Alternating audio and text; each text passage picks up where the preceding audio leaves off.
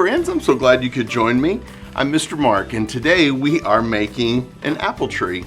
You know, at the beginning of the school year, there's always seems like a Johnny Appleseed moment, but a lot of us are going to be starting units on creation. And I wanted to show you how the kids could make a tree, because God said, stay away from the tree of knowledge of good and evil.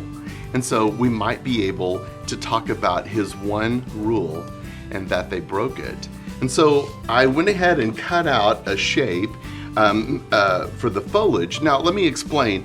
If you'll cut a circle first and then cut the little cloud shape, it's easier instead of handling all that paper. And I have some tubes here.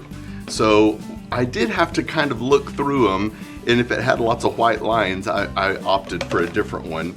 But if you want to do smaller trees, you could do this. If you want to do larger trees, you could do this one.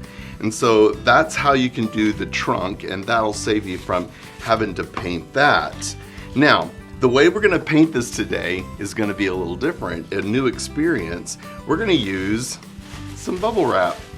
And so the kids will be able to stamp with some bubble wrap. We seem to have some of this around just the office, so you don't have to really look very far. You can wrap it around something to stamp it, or you can just gently fold it up.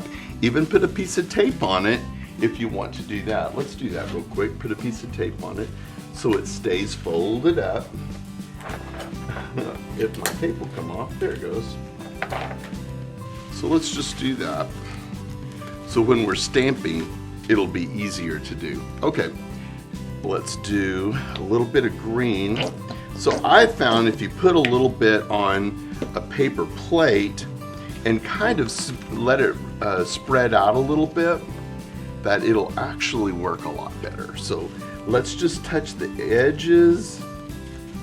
All right, might want to have some paper towels, even some wet wipes. All right, so here we go. So we'll put these leaves on. I think you can see that pretty good. So we're just stamping. Now your kiddos may go crazy on the stamping until it's painted solid green. That's fine too. Art is for the experience, not the product that we're talking about it. All right, so there's all of our leaves. That's pretty quick. And so the next thing would be is to add the apples, or if it's the tree of knowledge of good and evil, we don't really know what the fruit was. We just know it was a fruit, and you can remind the kids of that too. So if you're doing an apple unit or something, you might want to just make them apples. So I'm going to just dot it with my finger and let the kids add all the apples that they want. This is a great time of year to have apples and to taste them. Be sure to put an allergy alert sign up. My kids love whenever we're tasting stuff, and it's great fun. So there's our apple tree. Very good. I'm gonna wipe that off right there. All right, scoot those aside. Now it's time to add it to the trunk. So what we're gonna do, first of all, I would write on the trunk your Bible verse today, so that way they're able to take it home and to remember what their verse is. And I'm going to just make a little slit on each side for it to slide into.